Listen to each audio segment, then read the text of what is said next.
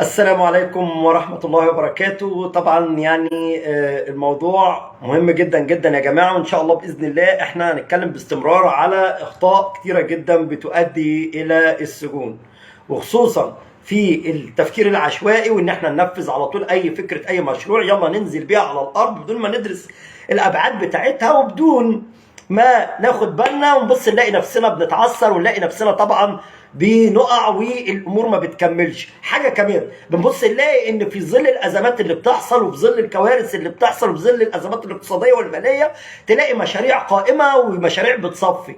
خلي بالكم يا جماعه كويس جدا جدا من السكيلزات ومن المهارات اللي انا بعرضها دي، لان الكلام اللي انا بقوله ده كلام بفلوس، وعشان حرصا مننا على مصلحه الناس كلها اللي هيفوتوا الكلام ده ومش هياخدوا في الاعتبار هيفوتوا حاجات كتيره جدا جدا. نبدا وعلى بركه الله. اول خطا من ضمن الاخطاء اللي هنتكلم فيها النهارده ان بيحصل خلط ما بين موارد المشروع وما بين ما بين النفقات الشخصيه بتاعتي وما بين موارد المشروع. خالته ام سعاد عامله مشروع اونلاين، وقالت والله انا يا دبك هجيب شويه ملابس وشويه هدوم وشويه طرح وشويه حاجات، ولا اختي سعاد اللي قاعده فاتحه عامله برضو مشروع اونلاين عن الجاتوهات والحلويات والمخبوزات اللي موجوده. بتيجي تقول لك والله يا دكتور احمد اصلا انا بعمل وبشتغل وبسوي وبطلع انتاج وحاجاتي زي الفل ومنتجاتي زي الفل، وعليا زحمه وعليا زباين، وللاسف الشديد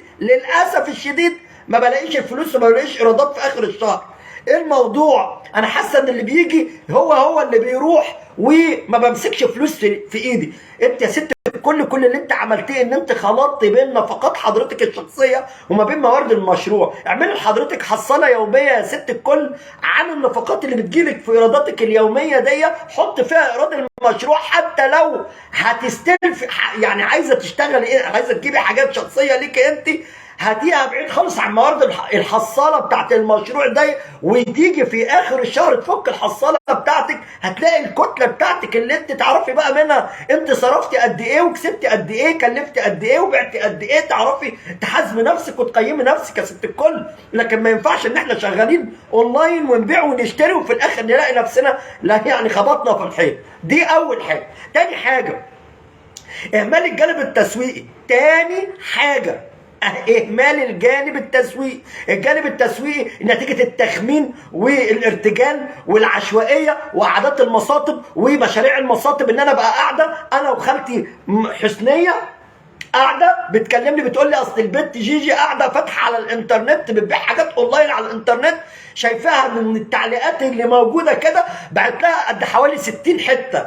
ما ايه رايك يا بنت نعمل زيها ونجيب شويه الطرح وشويه الاسدالات على شويه الحاجات اللي احنا هنشتريها والمفارش والكلام دوت. اذا كانت هي بتبيع الحته اللي هي بتضحك بيها على الناس ب 15 جنيه اسف ب 350 جنيه، احنا يا ست هنطلعها على 315 310 نقول 300 جنيه ونكسب ونبيع كتير، نبيع بقليل هنبيع كتير هنكسب كتير. حلو جدا جدا كده. بقى دخلت العشوائيه معايا ودخل الارتجال بدون ما اعرف القواعد التسويقيه بتاعت الحاجه اللي شغاله وبقلدها، من غير ما اعرف هي جابت الحاجات اللي اشتريتها دي هل هي مشتريها من مصنع ده موفر لها ماده خام كويسه، ماده خام الخامه بتاعت المنتج بتاعها كويس، هل هي عندها علاقات احسن من النفسانه بتاعت سيادتك، هل هي عندها السوق، هل هي عندها علاقات اونلاين، هل هي عندها بتطلع جمله، هل هي بتطلع قطاعي، هل هي بتطلع تجزئه، هل هي ليها منافسين، هل انا بقى هعرف انافس الست الكل دي ولا ادخل مني النفس لمجرد ان انا حسبت ان هي بتبيع 300 حته في اليوم، الحته بتكسب فيها 10 جنيه، يبقى كده يا فرحتي كده بتكسب 3000 جنيه، يلا بنت ننفذ زيها. ونبص نلاقي بتستلف الفلوس من بعض وتاخدوا الفلوس مقابل الذهب، وتبص تلاقوا الامور مع السلامه، الامور كلها بتصفي وتعالوا تدبوا قصاد بعض. دي من ضمن المشاكل بتاعت المشاريع. وقس على كده بقى المشاريع سواء اذا كان اونلاين ولا غير اونلاين، تدخل معايا في الموضوع. من ضمن الحاجات اللي هي بقى الايجابيه، يعني الغرور والتفاؤل والايجابيه. المشروع بيخسر، المشروع بتاعك بيخسر يا فندم. اول ما بيبدا المشروع في دايره الخساره المفروض انت قدام منك حاجتين. الحاجه الاولانيه اما تعمل معالجه راس ماليه للمشروع وهقولها دلوقتي، يا اما انت تصفي المشروع بتاعك وتوقف فوق. خاف المؤمنين القتال، خلاص وقفنا الموضوع بتاعنا على كده. ما ينفعش ان انا اكمل واعاند واقول لا اصلا بكره الاسعار هتنزل خليني مكمل، لا اصلا بكره الاسعار هتتحسن خليني اكمل، لا بكره، ونبص نلاقي ان انت حضرتك بتستهلك في فلوس وبتحرق فلوس كتيره جدا جدا، وتبص تلاقي نفسك ان انت واقع في الاخر.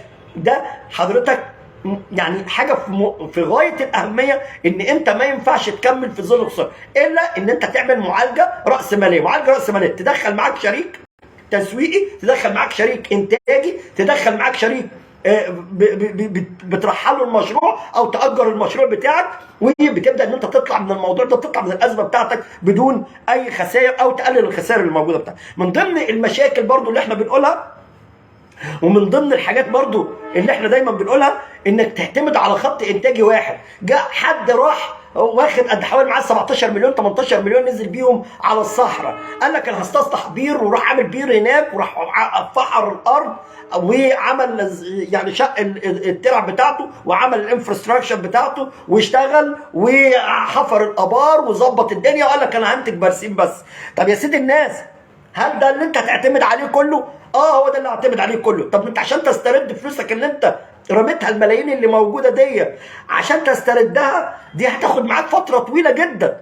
انت المفروض تعمل ايه؟ المفروض يا سيدي الناس تتنوع في النشاط بتاعك. ابدا بقى اذا كنت ابدا في مشروعات داجني، ابدا بقى احط دواجن جنب مني، سمكي، مزرعه سمك، احط مزرعه نحل، يبقى دي بتجيب عوائد سريعه. بعد كده اعمل خط انتاج تصنيع، اعمل تصنيع زراعي على المنتجات اللي بتخرج، ابدا اتوسع، احط تدريجي كده، هو امشي مثلا استصلح قد حوالي اذا كانوا هم 1000 فدان 100 فدان، اخد لي مثلا 10 فدان في 10 فدان في 10 فدان وانتج. قص على كده كل المشاريع، سواء اذا كان من اول كشك عم عبده لغايه المشاريع الكبيره اللي موجوده. ان مشيت رميت الفلوس بتاعتك كلها في كتله واحده، والبيض بتاعك حطيته في سله واحده، حضرتك مش هتنتج، مش هتعرف يعني تتوائم، ويبقى في عندك تنوع راسمالي وارباح وموارد راسماليه، موارد انتاجيه تبدا ان انت تواجه بيها الازمات اللي موجوده. من ضمن الاخطاء اللي موجوده الانتخه، ان انا ببحث عن مواد الخام بتاعتي والسورس بتاع المصادر بتاعتي. الناس اللي عماله التجار اللي عمالين بيشتغلوا وبيخسروا، بيعتمد على الحاج اسلام اللي هو من بدايه المشروع، من اول ما كان بيورد له القميص والجرافطه لغايه اخر لحظه احنا فيها. طب يا سيدي الناس ما تبحث ما وراء الحاج اسلام، ما تشوف مين المصانع اللي بياخد منها الحاج اسلام، ابدا شوف مين المواد الخام اللي هو بيشتري منها الحاج اسلام. هتبص تلاقي ان انت بتقلل التكاليف، لان الحاج اسلام ده داخل عليك وسيط، فانت هنا بتحسن التكاليف وبتحسن الايرادات بتاعتك وبتعظم الربح بتاعك. فاحنا يا جماعه كل هذه الكبسولات اللي انا بقولها دي بيتحقق معاك استمراريه موجوده. انا مش هطول عليكم اكتر من كده، ولكن كل يوم او يوم والتاني ان شاء الله باذن الله هقول كلام بفلوس، لان الكلام ده هو كلام مهم جدا جدا. لا بيجي نتاج خبرات، نتاج استشارات، نتاج حاجات كتيره، ما بنبخلش اي حاجه على الناس. اتمنى ان انا ما كنت طولت على حضراتكم، واتمنى يا ريت يا جماعه تشيروا الكلام ده عشان يوصل لاكبر عدد من الناس. هذا علم ينتفع به ان شاء الله باذن الله، ويجعل هذا العمل في ميزان حساب كل من يشيره وكل من ينقله. وان شاء الله باذن الله نشوفكم في كبسولات تانية ان شاء الله باذن الله، في كلام بفلوس ان شاء الله باذن الله نجعله يكون خير لكل الناس ان شاء الله. السلام عليكم ورحمه الله وبركاته.